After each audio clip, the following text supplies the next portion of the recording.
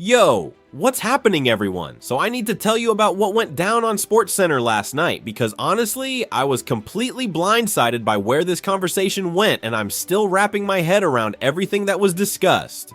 I had just finished watching the most gut-wrenching Super Bowl as a Rams fan, where the Seattle Seahawks absolutely demolished the New England Patriots, and all I could think about was how the Rams should have been playing in that game instead, and made myself some strong coffee to deal with the pain, turned on ESPN to catch the late edition of SportsCenter hoping for some distraction, and there was the crew getting ready to discuss what the Rams can learn from their devastating season and how they can get back to winning a championship. But instead of just breaking down the special teams failures or Sean McVay's coaching decisions that cost them the NFC Championship game, they pivoted into this absolutely wild discussion about whether the Rams should be pursuing Ahmad Gardner from the New York Jets to completely transform their secondary and give them the elite cornerback they desperately need to compete with teams like Seattle.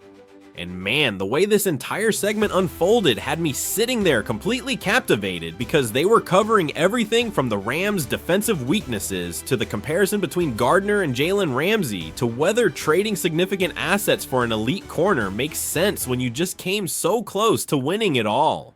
Hey, what's up everyone? Before we dive into everything I have for you today, I need to share something real with you that would mean the absolute world to me.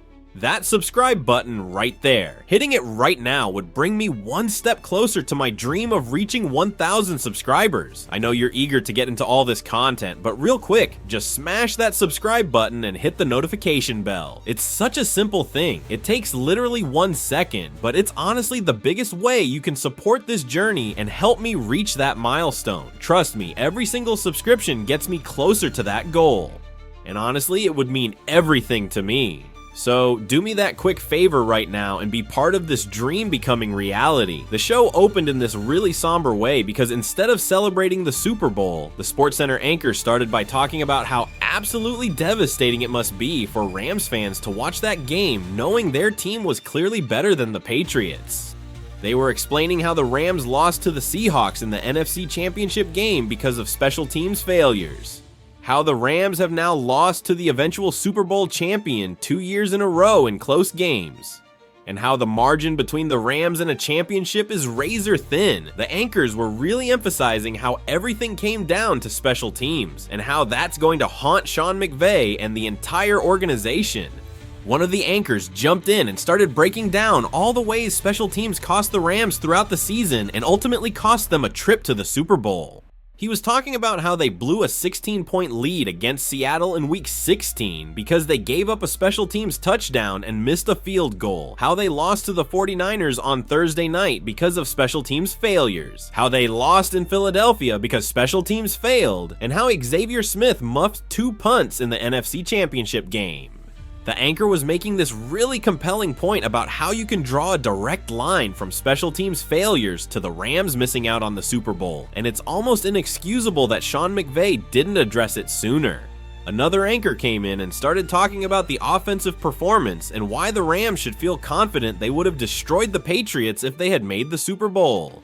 She was explaining how the Rams were the only team all season that could consistently move the ball against Seattle's elite defense, how they averaged 28 points per game against the Seahawks, and how Matthew Stafford absolutely shredded that secondary while Drake May looked completely overwhelmed. She was breaking down how the Patriots were clearly not on the same level as the Seahawks or the Rams, and it was painful to watch knowing what could have been. The first anchor brought the conversation to the defensive side, and this is where things started getting really interesting. He started explaining how while the Rams' offense was elite all season long, their defense had some real flaws that need to be addressed if they want to get back to the Super Bowl. The anchor was talking about how the Rams didn't spend any money in free agency to upgrade the secondary, how they lost Quentin Lake, which was a huge blow, and how the defense wasn't playing their best football down the stretch. He was really emphasizing how championship teams need to be dominant on both sides of the ball, and the Rams' defense just wasn't good enough. The female anchor jumped back in and started talking about the secondary specifically and why that's the biggest area of concern for the Rams moving forward. She was explaining how teams like Seattle have lockdown corners who can take away the other team's best receiver, and that allows their pass rush to get home, but the Rams don't have anyone like that. She made this really interesting point about how the Rams used to have Jalen Ramsey, who was exactly that type of elite corner, and they haven't had anyone of that caliber since he left. The other anchor interrupted, and this is where they brought up Ahmad Sauce Gardner. He started explaining Gardner's situation with the Jets and why he might actually be available this offseason. He was talking about how Gardner is one of the best young corners in the entire league, how he's been compared to Jalen Ramsey in terms of his impact, and how the Jets are in a weird spot where they might be willing to trade him if they get the right offer. The anchor was really emphasizing how Gardner could be exactly what the Rams need to take their defense to the next level. The first anchor came back and started talking about the comparison between Ahmad Gardner and Jalen Ramsey and why that's so significant for the Rams. He was explaining how when the Rams had Ramsey, their defense was elite because they could shut down one side of the field, and that made everything else easier for the pass rush and the rest of the secondary. The anchor was arguing that Gardner could provide that same impact and transform the Rams' defense from good to great. The female anchor got back in there and started breaking down what it would actually cost to acquire Ahmad Gardner from the Jets. She was explaining how the Jets would probably want multiple first-round picks, how Gardner is still on his rookie contract, which makes him incredibly valuable, and how the Rams would need to be willing to part with significant draft capital. She made this point about how the Rams have been in F them picks mode before when they won the Super Bowl a few years ago, and maybe it's time to get back to that mentality. The other anchor jumped in and started talking about the cap space and draft capital the Rams have to work with. He was explaining how the Rams are actually in a really good position this offseason with cap flexibility and 2 first-round picks, and how they could afford to make a blockbuster trade for someone like Gardner without crippling their future. The anchor was making this argument about how when you come as close as the Rams did, you can't be conservative, you need to be aggressive and go all in. The first anchor then shifted the conversation to talk about the Rams' young defensive players and whether adding a veteran like Gardner would help or hurt their development. He was explaining how the Rams have some promising young players on defense, but they need veteran leadership and someone who can set the standard for what elite corner play looks like. The anchor was arguing that Gardner is young enough at 24 years old that he could be part of the core for years to come, while also providing immediate impact. The female anchor came back and started discussing how Ahmad Gardner would specifically fit into the Rams' defensive scheme. She was talking about how the Rams like to play press coverage and be physical at the line of scrimmage, and how Gardner excels at exactly that style of play. She was explaining how Gardner could lock down the opposing team's #1 receiver every single week, and that would make life so much easier for everyone else on defense. The other anchor started getting more analytical, and he was talking about the impact Gardner would have on the pass rush. He was explaining how when you have a lockdown corner who can take away half the field, quarterbacks have to hold the ball longer, and that gives your pass rushers more time to get home. The anchor was making this point about how the Rams have talented pass rushers, but they struggled at times this season because quarterbacks could get rid of the ball too quickly, and Gardner would help solve that problem. The first anchor brought up the Jared Verse connection and how adding Gardner would specifically help the young pass rusher.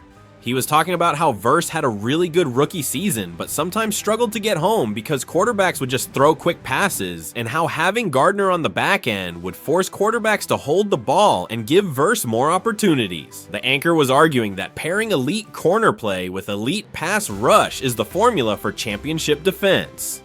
The female anchor jumped back in and started talking about the leadership aspect and what Gardner would bring to the locker room. She was explaining how Gardner is known as a vocal leader despite being young, how he has that competitive fire and confidence that elite corners need, and how that would rub off on the other defensive players. She made this point about how the Rams' defense needs an identity and a leader on the back end, and Gardner could provide both. The other anchor came back and started discussing the timeline and when this trade could potentially happen. He was explaining how the Jets are probably going to wait until after the draft to make any major moves, how the Rams would need to do their homework and make sure Gardner is the right fit, and how this could drag out through the spring and summer. The anchor was making this point about how the Rams can't afford to wait too long because other teams will be interested in Gardner as well. The first anchor then brought the conversation to Sean McVay and whether he would support trading significant draft capital for a defensive player. He was explaining how McVay is an offensive-minded coach who's made his reputation on that side of the ball, but he's also smart enough to know that defense wins championships. The anchor was arguing that McVay just watched his elite offense get shut down by home field advantage and special teams failures, and maybe he's ready to invest heavily in the defense. The female anchor got back in there and started talking about the Super Bowl and how watching that game should convince the Rams they need to upgrade their defense. She was explaining how the Seahawks won because they had an elite defense that could shut down anyone, how the Patriots couldn't do anything offensively because Seattle's secondary was too good, and how the Rams need that same kind of defensive dominance. She made this really passionate argument about how the Rams offense is already elite, so they need to invest in defense.